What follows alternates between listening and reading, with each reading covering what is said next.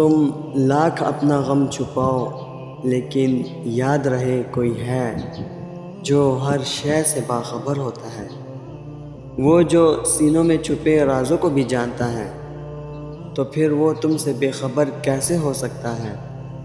وہ جو تمہارے دل کا مکیں ہے، کیا وہ اس دل کی تڑپ سے واقف نہیں ہوگا؟ کیا یہ تمہاری آنکھوں سے زار زار بہتے ہوئے اشک تمہاری انکہی کہانی کی ترجمانی نہیں کر رہے؟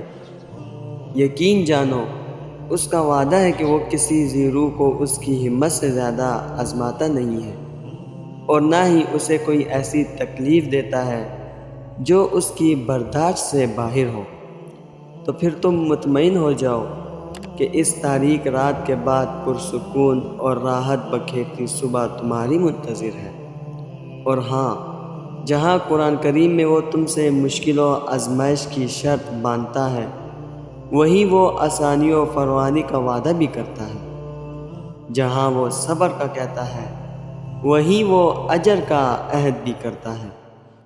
جہاں وہ سجدہ ریز ہونے کو کہتا ہے، وہیں وہ دعا کے لیے ہاتھ اٹھانے کو بھی افضل قرار دیتا ہے۔ اور جب دعا مومن کا ہتھیار ہے تو پھر مانگو اس سے، اس کے سامنے دامن پھیلا کر گڑ گڑاؤ کہ وہ تمہیں ان تکالیف دہ حالات سے نکال کر راحتیں عطا کرے۔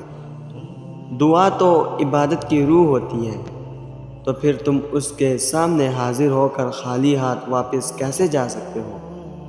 وہ ناراض ہوتا ہے اس فعل سے جب اس کا بندہ مشکل میں ہو اور اسے مدد کے لیے نہ پکارے، جبکہ اس نے قرآن کریم میں واضح ارشاد فرما دیا ہے کہ جب میرے بندے میرے بارے میں آپ سے سوال کریں تو آپ کہہ دیجئے کہ میں بہت ہی قریب ہوں، ہر پکارنے والے کی پکار کو جب بھی وہ مجھے پکارے قبول کرتا ہوں۔ اس لیے لوگوں کو بھی چاہیے وہ میری بات مان لیا کریں اور مجھ پر ایمان رکھیں، اور یہی ان کی بھلائی کا باعث ہے۔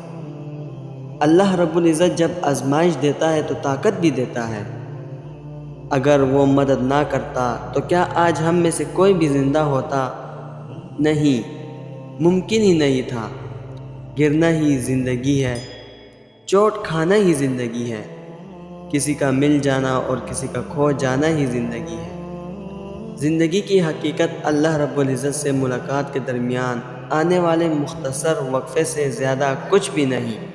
تو پھر اسے جینا سیکھو، خوش رہنا سیکھو، جو مل گیا اس کی قدر کرنا سیکھو، جو نہیں ملا اس پر صبر کرنا سیکھو، معاف کرنا سیکھو، معافی مانگنا سیکھو، محبت کرنا سیکھو، محبت بانٹنا سیکھو۔ کہیں بھی جاؤ بس یہ مت بھولنا کہ بے خبر تم ہو اس ذات باری تعالیٰ سے، مگر اس کو تمہاری ہر سانس کی خبر ہے، اس کو ہر اس ہچکی کی خبر ہے جو تم نے ہنسی میں چھپا لی۔ وہ سب جانتا ہے، وہ تم سے بے حد محبت کرتا ہے۔ اپنے لیے نہ صحیح اس کی محبت کے لیے جیو، اپنے لیے نہ صحیح ان لوگوں کے لیے جیو جن کی سانسیں تمہاری مسکراہٹ سے رواں دواں ہیں۔ مختصر ہے یہ زندگی بہت، اسی نے تمہیں زندگی بخشی، پھر وہی تمہیں مار ڈالے گا، پھر وہی تمہیں زندہ کرے گا۔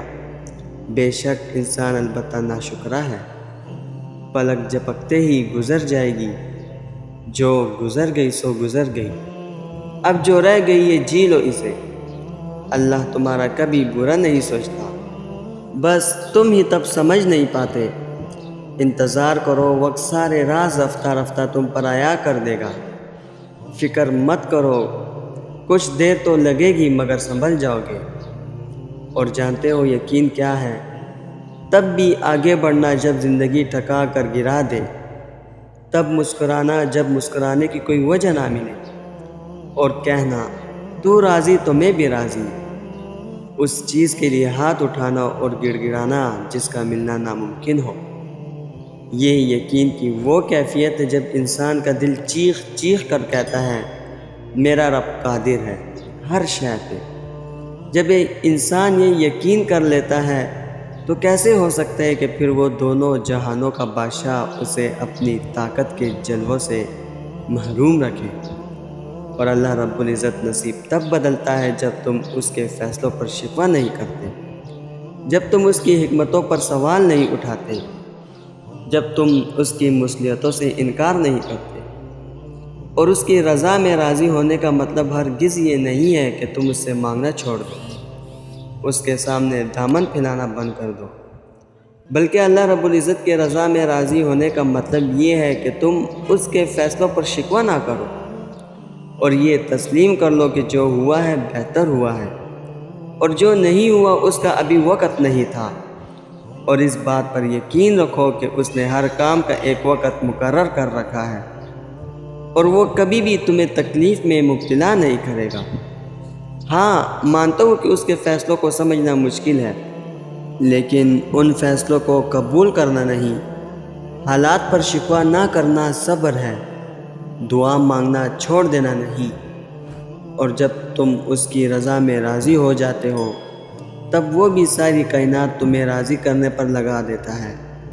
جب تم اس کے فیصلوں پر آمین کہہ دیتے ہو، پھر وہ بھی تمہاری چاہ پر کن فرما دیتا ہے۔ پھر وہ حقیقتیں بھی بدلتی ہیں جو نصیب کا حصہ لکھ دی گئی ہوتی ہیں۔ بے شک میرا رب جو چاہے وہ کر سکتا ہے۔ قرآن کریم میں ارشاد باری تعالیٰ ہے کہ ہم جب کسی چیز کا ارادہ کرتے ہیں تو صرف ہمارا یہ کہہ دینا ہوتا ہے کہ ہو جا، بس وہ ہو جاتی ہے۔ دوستو، میں امید کرتا ہوں اس ویڈیو نے آپ کو فائدہ ضرور پہنچایا ہوگا اور آپ کے دل کو تسلی ضرور ملی ہوگی۔ ویڈیو اگر پسند آئی ہو تو ویڈیو کو لائک کر کے اپنے دوستوں کے ساتھ شیئر ضرور کر دیجئے گا، اور اگر ہمارے چینل پر نئے آئے ہیں تو چینل کو سبسکرائب کرنا مت بھولیے گا۔ انشاءاللہ ملتے ہیں اگلی ویڈیو میں۔ اللہ حافظ۔